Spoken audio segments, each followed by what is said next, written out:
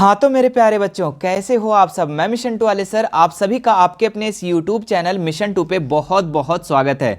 तो Jharkhand academic council की तरफ से जो जारी किया गया है मॉडल प्रश्न पत्र 2025 एग्जाम के लिए, जी हाँ, मैट्रिक बोर्ड परीक्षा 2025 के लिए ऑफिशियली मॉडल प्रश्न पत्र जारी हो चुका है। और आज हम इस वीडियो में आप लोगों का इसी मॉडल प्रश्न पत्र का साइंस का सब्जेक्टिव क्वेश्चन का सॉल्यूशन कराने वाले हैं। जी हाँ, इससे पहले आप लोगों का साइंस के ऑब्जेक्टिव क्वेश्चन का भी सॉल्यूशन करा दिए हैं और जैक बोर्ड के द्वारा जितने भी मॉडल प्रश्न पत्र जारी हुआ है सभी का सॉल्यूशन आपको इसी चैनल मिशन 2 पर करा दिया गया है। ठीक है, आप सभी का सॉल्यूशन अवश्य देख लेंगे, क्योंकि मॉडल प्रश्न पत्र आपके एग्जाम के लिए काफी ज्यादा महत्वपूर्ण होता है। इसलिए होता है कि देखिए आपके जो एग्जाम में सवाल रहने वाला है इसी पैटर्न पे, ठीक है, इसी पैटर्न पे रहने वाला है। तो मॉडल प्रश्न पत्र को आपको सॉल्व करने से यह पता चलेगा कि कौन से सवाल कहां से पूछे जा रहे हैं और किस टाइप के सवाल पूछे जा रहे हैं। तो सभी का सॉल्यूशन जरूर कर लेना और अपने कॉपी में नोट करके याद भी कर लेना। बहुत सारे सवाल आपके मॉडल प्रश्न पत्र से भी डायरेक्ट पूछा जाता है। आइए मेरे बच्चे, सबसे पहला सवाल इसमें देखते हैं 31 नंबर से। आप लोगों को पता है कि 1 से लेकर 30 तक आपका ऑब्जेक्टिव सवाल पूछा जाएगा और 31 से लेकर जो 52 तक या 46 तक जो सवाल रहने वाला है वो साइंस का आपका सब्जेक्टिव सवाल रहने वाला है। देखिए पहला जो क्वेश्चन आपका क्या पूछा है कि प्रकृति में साधारण नमक के 2 मुख्य स्रोतों की सूची बताएं। ठीक है, कि प्रकृति में साधारण नमक जो है कहां कहां से पाया जाता है, कहां कहां से मिलता है, और 2 यौगिक का नाम बताना है जहां साधारण नमक को कच्चे माल के रूप में उपयोग किया जाता है। ठीक है, इंग्लिश वाले बच्चे ध्यान देंगे। List 2 main source of common salt in nature. ठीक है, यानी कि साधारण नमक के 2 मुख्य स्रोत बताना है और name 2 compounds where common salt is used as a raw material. ठीक है, और इसका जो उपयोग है 2 यौगिक का ऐसा नाम बताना है जो साधारण नमक को कच्चे माल के रूप में उपयोग किया जाता है। तो देखिए सबसे पहले हम सोर्स को देखते हैं कि नमक कहां कहां से होता है। तो देखिए साधारण नमक के मुख्य स्रोत क्या क्या है? समुद्री जल। जी हाँ, समुद्री जल से नमक को प्राप्त किया जाता है। उसके बाद है नमक की चट्टानें, जो आप लोग काला नमक देखे हैं, ठीक है, वो चट्टान होता है। ठीक है, और यहां से भी नमक प्राप्त किया जाता है। तो ये 2 सोर्स हो गया। अब यहां पे 2 यौगिकों का नाम बताना है जो नमक के रूप में, कच्चे माल के रूप में प्रयोग किया जाता है। तो 2 इसमें यौगिक है बच्चे। एक तो पहले NaCl जिसको हम लोग सोडियम क्लोराइड कहते हैं, और दूसरा सोडियम कार्बोनेट है ना, यानी सोडियम बोलते हैं, कैल्शियम कार्बोनेट। ठीक है, और दोनों जो है ये साल्वे प्रक्रिया का उपयोग करके धोने का सोडा बनाने के लिए कच्चे माल के रूप में उपयोग किया जाता है। ठीक है, कच्चे माल के रूप में धावन सोडा बनाने के लिए जो है सोडियम क्लोराइड और कैल्शियम कार्बोनेट का प्रयोग किया जाता है। ये दो यौगिक का नाम है। ठीक है, इसे आप लोग नोट कर लेंगे। आगे बढ़ते हैं नेक्स्ट सवाल पे। क्या बोला?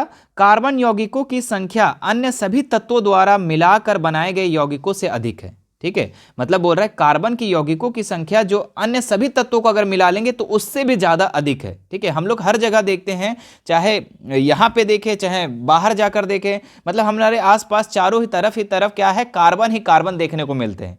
तो इसका क्या कारण है? ठीक है, यही 2 कारण बता करके आपको क्या करना है, इसकी पुष्टि करना है। तो देखिए इसके 2 कारण है मेरे बच्चे। सबसे पहला कारण आपका यह है कि कार्बन यौगिकों में श्रृंखलन गुण का होना। जी हाँ, कार्बन यौगिक में क्या है? श्रृंखलन गुण। ये एक विशिष्ट गुण होता है कार्बन में। ठीक है, कि इसमें क्या है कि स्वयं के साथ ये बंध बना लेते हैं। ठीक है, और कोई भी परमाणु के साथ ये तुरंत बंध बना लेता है। तो ये श्रृंखलन गुण, ये क्या होता है, कार्बन के साथ क्या होता है, श्रृंखलन गुण, यानी सीढ़ी नुमा रूप से ये श्रृंखलन गुण का यहाँ पे होता है। उसके बाद देखिए कार्बन का चतुसंयोजकता गुण होना। जी हाँ, कार्बन के जो है 4 संयोजकता होता है मेरे बच्चों। ठीक है, बाहरी कक्षा में 4 संयोजकता होता है और चारों साइड से चारों से क्या होता है, परमाणुओं के साथ ये क्या करता है, आसानी से बंध बना लेता है। तो ये 2 कारण जो है, इसी कारण से क्या है कि कार्बन जो है हमारे आसपास चारों साइड जो है सबसे अधिक संख्या में दिखाई देता है।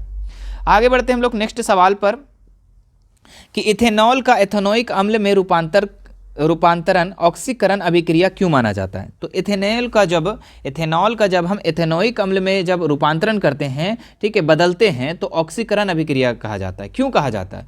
तो ऑक्सीकरण किसको बोलते हैं? आप लोग को ऑक्सीकरण बताए थे ना, उपचयन अभिक्रिया है ना, ऑक्सीकरण उसी को कहते हैं। तो उसमें क्या होता था, ऑक्सीजन की वृद्धि हो रहा था। तो मेरे बच्चे जब इथेनॉल से एथेनोइक अम्ल जब बनाया जाता है तो यहाँ पे ऑक्सीजन की वृद्धि होती है, इसीलिए इसको क्या बोला जाता है, ऑक्सीकरण अभिक्रिया। चलिए देखते हैं क्या लिखा हुआ है। एथेनॉल, ठीक है, एथेनॉल का सूत्र क्या होता है पता है?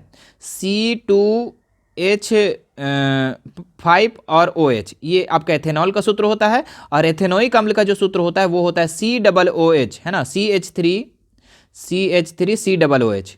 तो ये एथेनोइक अम्ल का जो सूत्र है, तो दोनों सूत्र को आप लोग याद भी रखेंगे। क्या बोला गया है कि एथेनॉल से एथेनोइक अम्ल में परिवर्तन में ऑक्सीजन का योग और हाइड्रोजन का क्षय होता है। जी हाँ, इसमें ऑक्सीजन की वृद्धि होती है और हाइड्रोजन का क्या होता है, कमी होता है, क्षय होता है, इसलिए इसे क्या बोला जाता है, ऑक्सीकरण अभिक्रिया। आप लोग को हम बताए भी थे ऑक्सीकरण अभिक्रिया किसको कहते हैं, जिसमें ऑक्सीजन की वृद्धि होती है और हाइड्रोजन का ह्रास होता है, ठीक है, उसी को हम लोग उपचयन अभिक्रिया भी कहते हैं। अब देखिए क्या बोला है कि ऑक्सीजन की वृद्धि और हाइड्रोजन की कमी वाली रासायनिक अभिक्रिया को ऑक्सीकरण अभिक्रिया कहा जाता है। अब देखिए इसका उदाहरण भी बोला गया था, तो उदाहरण लिख करके और इसका एजेंट कौन है ये भी आपको बताना है, ठीक है, इस अभिक्रिया में प्रयुक्त ऑक्सीकरण एजेंट को लिखना है। तो देखिए यहाँ पे आपका जो है सबसे पहले एथेनॉल का सूत्र है, ठीक है, क्या बोले थे, C2H5OH, देखिए यही है C2, देखिए इसको तोड़ करके लिखेंगे तो CH3OH है ना, वही है, बस इसको तोड़ करके लिखा गया, आप लोगों को हम बताए थे चैप्टर जब पढ़ा रहे थे उस टाइम, ठीक है, कि तोड़ करके भी लिख सकते हैं। तो ये आपका एथेनॉल का सूत्र है, और जब ऑक्सीजन के साथ जब अभिक्रिया करवाया गया मेरे बच्चे, तो यहाँ पे क्या हो गया, ये आपका एथेनोइक अम्ल बन गया और जल का निष्कासन हुआ मेरे बच्चे, ठीक है। और यहाँ पे इसका जो क्रमक है, एजेंट का काम कौन कर रहा है, तो यहाँ पे ऑक्सीजन काम कर रहा है, ठीक है, क्योंकि ऑक्सीजन की वृद्धि हो रही है। यहाँ पे देखिए क्या लिखा हुआ, यहाँ ऑक्सीकरण जो है एजेंट द्वारा प्रदान किए गए ऑक्सीजन परमाणुओं को दर्शाता है, ठीक है, ऑक्सीजन परमाणु को। तो ये आप लोग का इसका आंसर हो गया।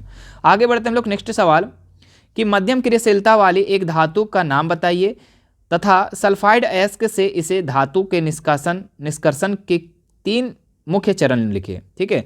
तो आपको बताना है कि मध्यम क्रियाशीलता, ठीक है, जो बीच मतलब कि लगभग बीच बीच में जो क्रियाशीलता है, सबसे अधिक क्रियाशील धातु कौन है, तो पोटेशियम है, के है, लेकिन मध्यम में बोला गया है। तो मध्यम में हम किसी एक धातु का नाम ले लेंगे और उसको सल्फाइड अयस्क से जो है धातु का निष्कासन कैसे किया जाता है ये आप लोग को चरण बताना है। देखिए तो देखिए जिंक एक मध्यम क्रियाशीलता वाली धातु है, क्या है, जिंक जो है, Zn जो है, ये मध्यम क्रियाशीलता वाली धातु है और इसका प्रमुख अयस्क जिंक ब्लेड है। क्या है, प्रमुख अयस्क जो है जिंक ब्लेड है, ठीक है, और जिंक सल्फाइड है, ठीक है, जिंक एस लिखा हुआ है, जिंक सल्फाइड। अब इसको निष्कासन कैसे करेंगे हम, जिंक को देखो, जिंक सल्फाइड से सल्फाइड को हटा करके जिंक को हम कैसे अलग करेंगे, धातु का शुद्धिकरण कैसे करेंगे। तो सबसे पहला यहाँ पे 3 चरण है मेरे बच्चे, कितने चरण है, 3 चरण। पहला तो भर्जन जिसको हम लोग रोस्टिंग कहते हैं, दूसरा हमारा होता है अपचयन जिसको हम लोग रिडक्शन कहते हैं, और तीसरा जो होता है आपका शुद्धिकरण। देखिए भर्जन में क्या होता है कि जिंक ब्लेड जो जिंक सल्फाइड है उसको वायु की उपस्थिति में हम लोग गर्म करते हैं, क्या करते हैं, वायु की उपस्थिति में गर्म करते हैं, और इस प्रक्रिया में जिंक सल्फाइड ऑक्साइड में परिवर्तित हो जाता है और सल्फर डाइऑक्साइड गैस निकलता है, जैसा कि यहाँ पे आपका एग्जाम्पल में दिया है। देखिए जिंक सल्फाइड था, यहाँ पे ऑक्सीजन के साथ जब अभिक्रिया करवाया गया, ठीक है, गर्म किया गया, तो क्या हुआ, जिंक ऑक्साइड बन गया भाई, ठीक है, और जो S जो है था, इसको हम लोग को क्या करना था, हटाना था, तो S सल्फर डाइऑक्साइड यहाँ पे अलग हो गया। अब यहाँ पे हमें जिंक ऑक्साइड निकल गया, हालांकि हमको क्या निकालना था, जिंक निकालना था, हमको शुद्ध धातु निकालना था, लेकिन जिंक ऑक्साइड आ गया। अब जिंक ऑक्साइड को हम लोग कैसे अलग करेंगे, ठीक है, जिंक ऑक्साइड को देखो अब करेंगे अपचयन, ठीक है। अपचयन में क्या होता है, ऑक्सीजन की वृद्धि हानि होती है, आप लोगों को बताए थे हम, उपचयन में ऑक्सीजन की वृद्धि और अपचयन में ऑक्सीजन की हानि होती है। तो अपचयन अब करेंगे हम, तो प्राप्त जिंक ऑक्साइड को कोक के साथ गर्म करेंगे, कार्बन के साथ गर्म करेंगे। कोक कार्बन का एक रूप है, ठीक है, ये कार्बन ही है एक तरीके से, जो ऑक्सीजन को जिंक ऑक्साइड को हटाकर शुद्ध जिंक धातु प्राप्त करता है। देखिए अब यहाँ पे हमें क्या मिल गया था, देखिए जिंक सल्फाइड से ऑक्सीजन में गर्म किए तो हमारा जिंक ऑक्साइड मिल गया, और जिंक ऑक्साइड को अब हम ऑक्साइड को हटाना चाह रहे हैं, तो ऑक्साइड को हटाने के लिए हम लोग क्या करेंगे, कार्बन के साथ, जी हाँ, कार्बन के साथ इसको हम अभिक्रिया करवाएंगे, गर्म करेंगे, तो क्या होगा, यहाँ पे जिंक अलग हो जाएगा और कार्बन डाइऑक्साइड हमारा अलग हो जाएगा, ठीक है। तो जिंक यहाँ पे अलग हो जाएगा। अब देखिए जिंक का शुद्ध धातु हो गया।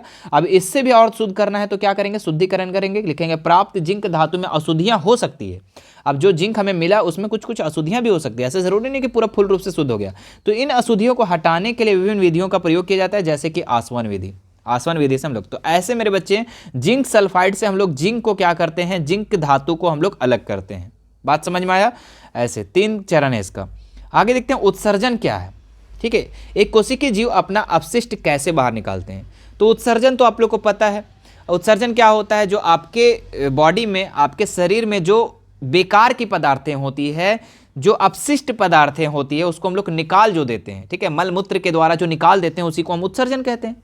अब देखो हम लोग क्या है, बहुकोशिकीय जीव, हम लोग का तो उत्सर्जन बहुत ही जटिल प्रक्रिया है, लेकिन एक कोशिकीय जीव में अपना अपशिष्ट जो है, अपना बेकार पदार्थ जो है वो उसको कैसे निकालता है, ठीक है। तो देखिए यहाँ पे क्या लिखा हुआ है कि उत्सर्जन एक जैविक प्रक्रिया है। जी हाँ, ठीक है। जितने भी जीवित व्यक्ति, जीवित जानवर, जितने भी जैव पदार्थ हैं उनमें जैविक प्रक्रिया उत्सर्जन होता है, जिसमें जीव अपने शरीर में बने अपशिष्ट पदार्थ को बाहर निकालते हैं। ये अपशिष्ट पदार्थ कोशिकाओं के चयापचय के दौरान बनते हैं। अगर इन्हें शरीर से बाहर नहीं निकाला गया तो ये विषैले हो सकते हैं, ठीक है, ये खतरनाक हो सकते हैं, जहरीले हो सकते हैं। अब बताओ, आप लोग अगर अपने मल मूत्र को अगर नहीं निकालेंगे तो खतरनाक हो सकता है भाई, ठीक है, पेट में बीमारी हो सकता है, ठीक है। इन्हें निकाला जाता है और जीव को नुकसान पहुंचा सकता है अगर आप इसे नहीं निकालते हैं, ठीक है। तो इस तरीके से यहाँ पे तो उत्सर्जन हो गया। उत्सर्जन क्या हो गया? ये एक जैविक प्रक्रिया है जिसमें क्या होता है, जीव अपने शरीर में बने अपशिष्ट पदार्थ को बाहर निकालते हैं, यही आपका उत्सर्जन है। अब एक कोशिकीय जीव में अपशिष्ट पदार्थ कैसे बाहर निकलता है? तो देखिए, एक कोशिकीय जीव जैसे अमीबा हो गया, ईस्ट हो गया, ये सारे क्या है, एक कोशिकीय जीव हैं। एक कोशिकीय जीव अपशिष्ट पदार्थों को हटाने के लिए कोई विशेष अंग नहीं होते हैं, इसलिए उनके अपशिष्ट पदार्थ विसरण की प्रक्रिया के द्वारा सीधे कोशिका झिल्ली के माध्यम से हटा दिए जाते हैं, ठीक है। इसमें ऐसा नहीं कि उत्सर्जन करने के लिए यहाँ एक विशेष अंग है। जैसे कि हम लोग का क्या है, हम लोग का अगर देखें तो किडनी है जो मूत्र का छनन करता है ना। अमाशय है, पेट भोजन का पाचन करता है, उसके बाद फिर मल मूत्र के द्वारा इधर गुदा द्वार के द्वारा यहाँ से क्या होता है, निकल जाता है। लेकिन यहाँ पे कोई विशेष अंग नहीं है, इसका जो अपशिष्ट पदार्थ है जो ना विसरण के माध्यम से निकलता है। यानी कि ये मान लो अमीबा है तो इसका कोई भाग से ये क्या होता है, इसका अपशिष्ट पदार्थ निकल जाता है, ठीक है। चलिए, जो कोशिका झिल्ली के द्वारा होता है। अगला सवाल देखते हैं हम लोग। प्रत्येक के दो कार्य लिखे। विरेचन का आपको 2 कार्य लिखना है और अंडाशय का आपको 2 कार्य लिखना है। तो देखिए, विरेचन का क्या कार्य है और उसके अंडाशय के 2 कार्य, दोनों लिखा हुआ है। सबसे पहला विरेचन के कार्य है, यह शुक्राणुओं की उत्पत्ति करता है। विरेचन का क्या कार्य है? ये शुक्राणुओं को, जी हाँ, पुरुषों में क्या करता है, जो लड़कों में क्या होता है, शुक्राणु को उत्पत्ति विरेचन का ही कार्य है। दूसरा बात, यह नर लिंग हार्मोन टेस्टोस्टेरोन का स्रावित करता है, ठीक है। यह नर होता है, जो लड़का जात का होता है, वो कौन सा स्रावित करता है, कौन सा हार्मोन को? तो टेस्टोस्टेरोन को करता है, ठीक है। और उसके बाद देखेंगे अगर अंडाशय का कार्य क्या है, तो अंडाशय का, यह मादा अंडाणुओं की उत्पत्ति करता है। देखो, विरेचन जो है शुक्राणुओं की उत्पत्ति करता है, ठीक है, जो लड़कों में शुक्राणु, समझ रहे हो ना। और अंडाशय में क्या होता है कि मादा में अंडाणुओं की उत्पत्ति करता है, ठीक है, अंडाणुओं में उत्पत्ति करता है। यह मादा लिंग हार्मोन के, है ना, अंडाशय जो है यह मादा लिंग हार्मोन का एस्ट्रोजन और प्रोजेस्टेरोन को स्रावित करता है। देखिए, नर लिंग हार्मोन को टेस्टोस्टेरोन कौन करता है? विरेचन स्रावित करता है, लेकिन मादा में जो होता है एस्ट्रोजन और प्रोजेस्टेरोन होता है। देखिए, आप लोग के ऑब्जेक्टिव में ऐसा भी सवाल आ सकता है, ठीक है, कि निम्न में से कौन सा नर हार्मोन है, तो वहाँ पे टेस्टोस्टेरोन लिखा रहेगा, टेस्टोस्टेरोन रहेगा, प्रोजेस्टेरोन रहेगा, तो आप लोग को याद रखना है, ठीक है। ये मादा के लिए, महिला के लिए हार्मोन है और ये आपका जो है नर के लिए है, पुरुष के लिए। आगे देखते हैं हम लोग मानव मादा प्रजनन तंत्र में प्लेसेंटा और फैलोपियन ट्यूब के कार्य का उल्लेख करें। चलिए हम लोग इसका भी कार्य को लिख देते हैं, ठीक है। फंक्शन बताना है आपको प्लेसेंटा का और फैलोपियन ट्यूब का। तो देखिए, क्या है प्लेसेंटा के कार्य क्या है, तो ये माँ के भ्रूण तक ऑक्सीजन और पोषक तत्वों का परिवहन करता है। ये क्या करता है? माँ के भ्रूण से ऑक्सीजन और पोषक तत्वों का क्या करता है? परिवहन करता है, एक जगह से दूसरी जगह तक ले जाता है। दूसरी बात, ये क्या कार्य है इसका, तो भ्रूण द्वारा उत्पन्न अपशिष्ट को माँ के रक्त में पहुंचाकर उसे हटा देता है, ठीक है। भ्रूण द्वारा जो है उत्पन्न अपशिष्ट जो है माँ के रक्त के में पहुंचाकर उसे क्या करता है? हटा देता है। उसके बाद फैलोपियन ट्यूब का क्या कार्य है, तो अंडाशय द्वारा मुक्त किया गया अंडा फैलोपियन ट्यूब के माध्यम से गर्भाशय तक पहुंचाया जाता है।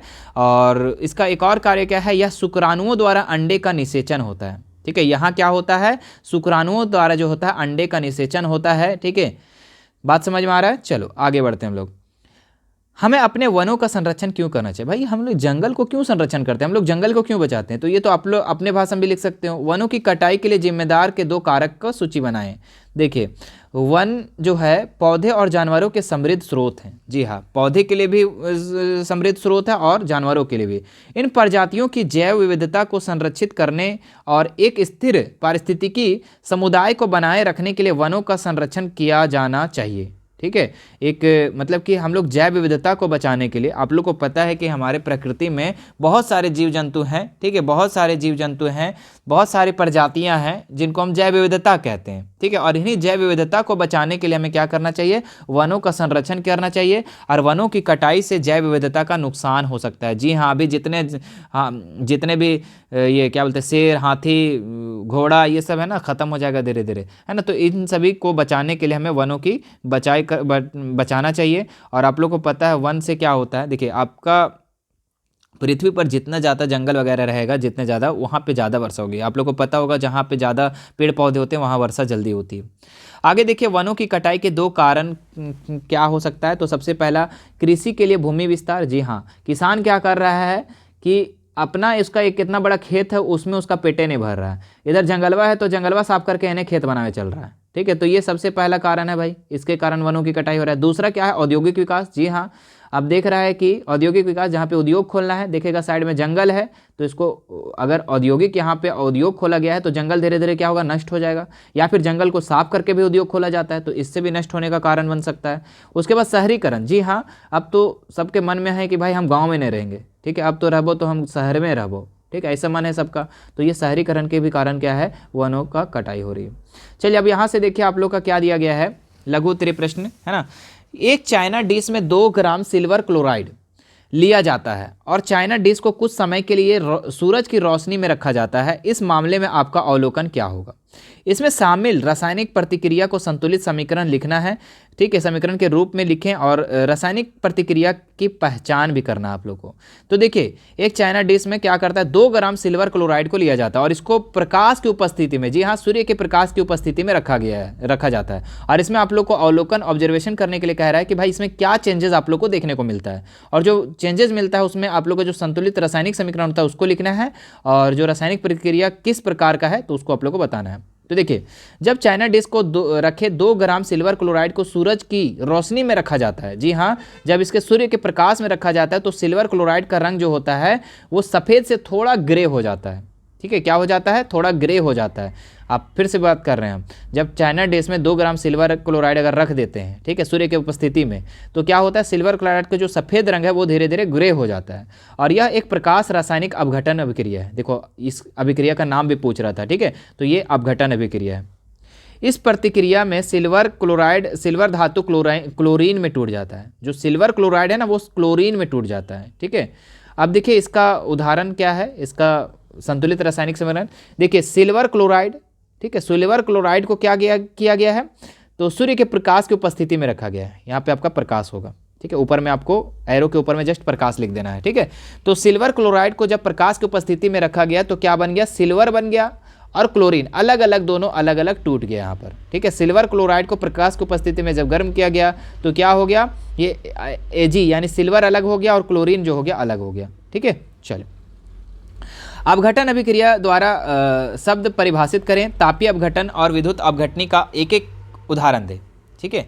तो देखिए इसमें आप लोग को अपघटन अभिक्रिया कहते हैं किसको है, तो देखो ऐसी रासायनिक अभिक्रिया जिसमें एकल अभिकारक अभिक्रिया के पश्चात, अभिक्रिया के बाद 2 या 2 से अधिक उत्पाद का निर्माण करता है, अपघटन अभिक्रिया कहता है, या फिर उसको वियोजन अभिक्रिया कहते हैं। देखो, अपघटन अभिक्रिया और वियोजन अभिक्रिया एक ही चीज़ है, ठीक है। इसमें क्या होता है कि जब एकल अभिकारक को अभिक्रिया करवाते जब हैं, चाहे सूर्य के प्रकाश की उपस्थिति में, चाहे विद्युत की उपस्थिति में, या फिर उसको उष्मा की उपस्थिति में, जैसा भी अगर उसको अभिक्रिया करवाया जाता है तो उससे क्या होता है, 2 या 2 से अधिक उत्पाद का निर्माण करता है। उसी को हम लोग अपघटन अभिक्रिया या वियोजन अभिक्रिया कहते हैं, ठीक है। आप लोग को पढ़ाई भी थी वियोजन अभिक्रिया किसको बोलते हैं, जब 2 या 2 से अधिक जब एकल अभिकारक अभिक्रिया के पश्चात जो 2 या 2 से अधिक उत्पाद का निर्माण करता है उसको हम लोग अपघटन अभिक्रिया या वियोजन अभिक्रिया कहते हैं।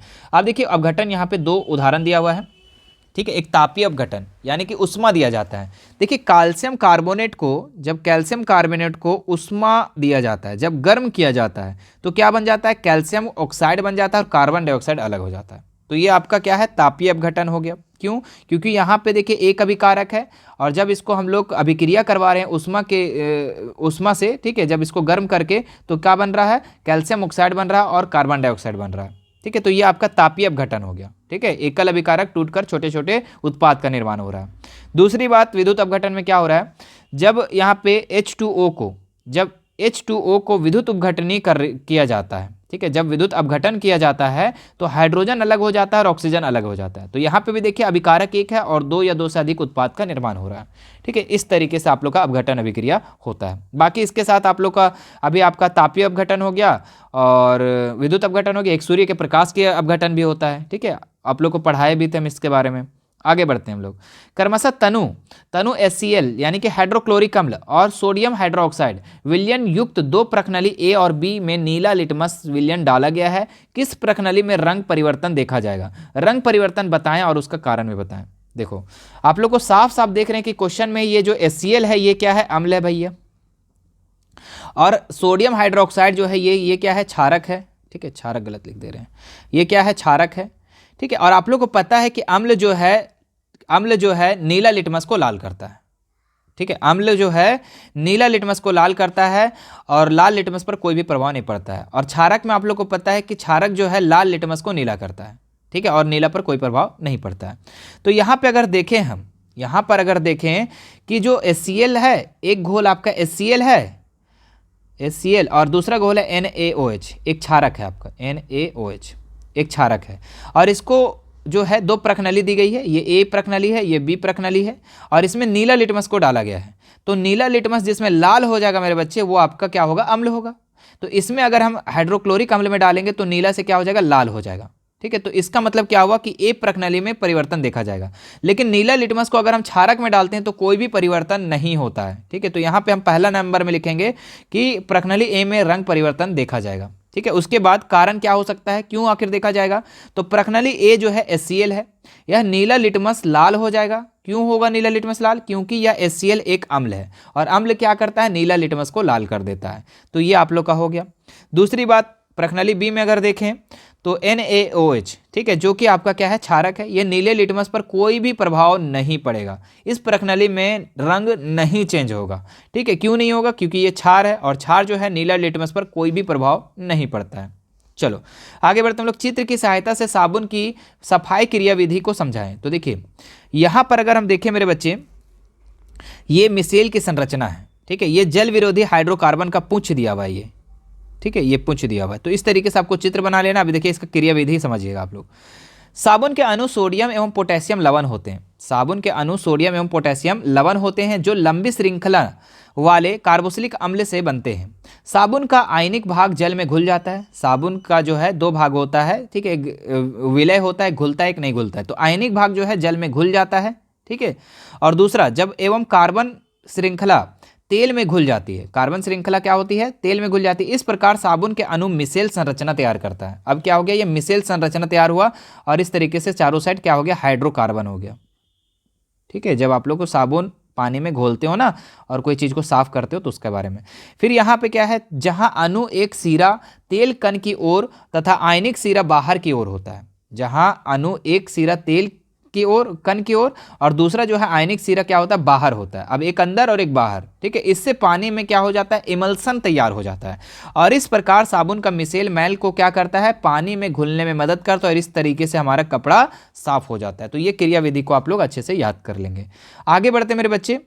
क्या है? मेंडल के प्रयोग से कैसे पता चलता है कि लक्षण जो है स्वतंत्र रूप से विरासत में मिलते हैं? तो मेंडल का जो प्रयोग हुआ था वो किस पर किया था? मटर के दाने पे किया था और मटर के पौधे पे कर करके, और इसमें वो किस चीज़ से पता लगाया था कि जो लक्षण होता है स्वतंत्र रूप से विरासत में मिलते हैं, हेरिडिटीज होता है। ठीक है, तो मेंडल ने दो भिन्न लक्षणों वाले मटर के पौधे को आपस में संकरित करवाया।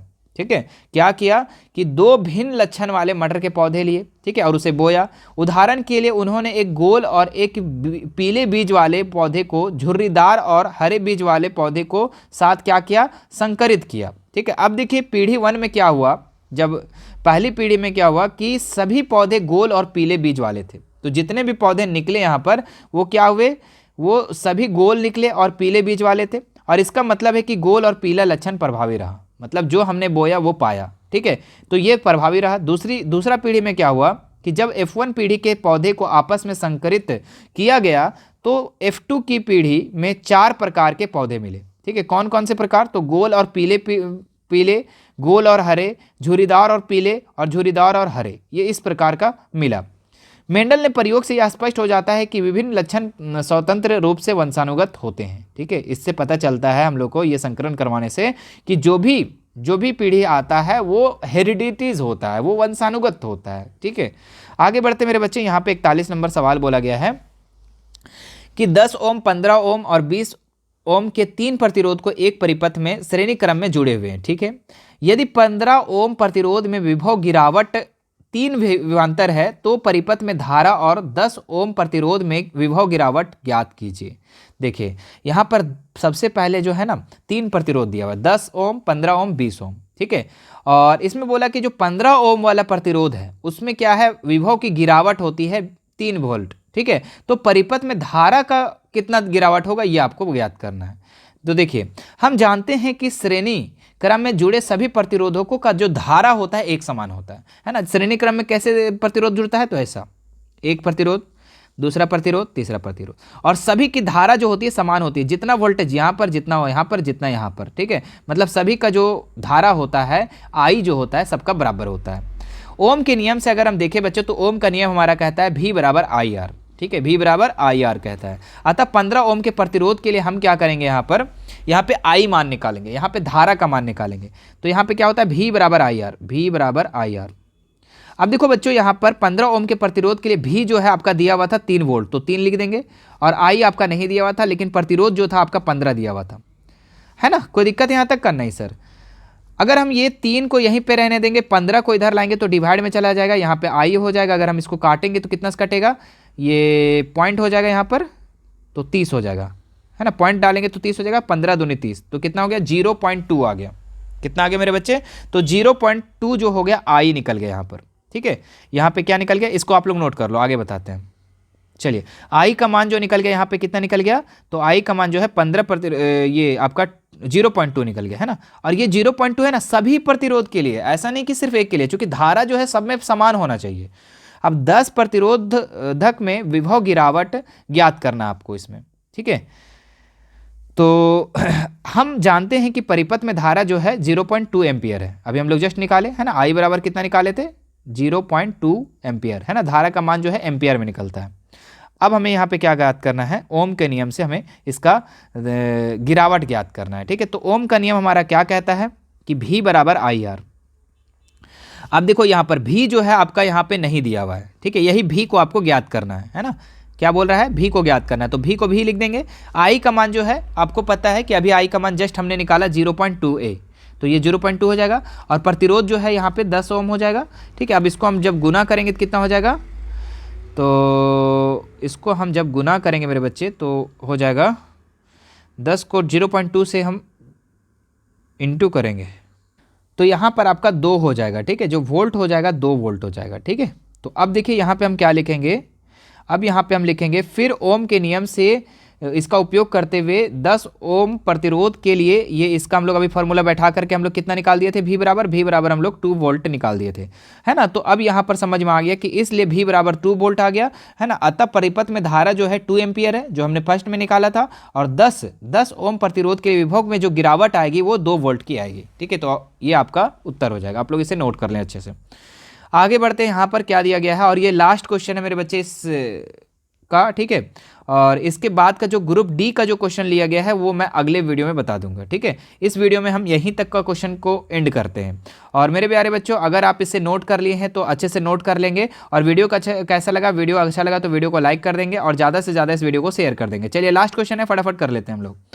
क्या दिया गया है कि एक समान चुंबकीय क्षेत्र में रखे धारावाही चालक द्वारा अनुभव किए गए बल की दिशा निर्धारित करने के लिए प्रयुक्त नियम का नाम, विवरण तथा उदाहरण सहित व्याख्या करें। ठीक है, तो देखिए जब कोई धारावाही चाल एक चुंबकीय क्षेत्र में रखा जाता है तो उस पर एक बल लगता है, और इस बल की दिशा को निर्धारित करने के लिए हम फ्लेमिंग के बाएं हाथ का नियम का उपयोग करते हैं। ठीक है, उसके बाद देखेंगे फ्लेमिंग का बाएं हाथ का नियम क्या बताता है, कि नियम पूछा था, नियम हमने बता दिया कि फ्लेमिंग का बाएं हाथ का नियम। अब इस नियम के मुताबिक क्या होता है, देखिए जब बायां हाथ अपना हम बायां हाथ अगर इस रूप में अगर हाथ को करते हैं तो ये अंगूठा जो है ऊपर की ओर दिशा दिखाएगा, है ना, जिसको हम लोग कहते हैं इसको अंगूठा, और इसको हम लोग कहते हैं तर्जनी, और इसको हम लोग कहते हैं मध्यमा। ठीक है, अब देखो ये आपका बल को बताता है और ये आपको चुंबकीय क्षेत्र को बताता है और ये धारा की दिशा को बताता है। अब देखिए क्या लिखा हुआ है यहाँ पर, अपने बाएं हाथ के अंगूठे, तर्जनी और मध्यमा को एक दूसरे को लंबवत रखें। लंबवत का मतलब होता है बच्चों 90 डिग्री पर यहाँ बनना चाहिए, जो है 90 डिग्री बनना चाहिए। ठीक है, तो 90 डिग्री का हम लोग बना लेंगे। और अंगूठा चालक पर लगने वाला बल की दिशा को बताता है। अंगूठा क्या बताता है, बल की दिशा को बताता है। तर्जनी जो है चुंबकीय क्षेत्र को बताता है, और मध्यमा जो है ये विद्युत धारा को बताता है। ठीक है, इतना आप लोग लिख लेंगे तो इसका आंसर आप लोगों का हो जाएगा।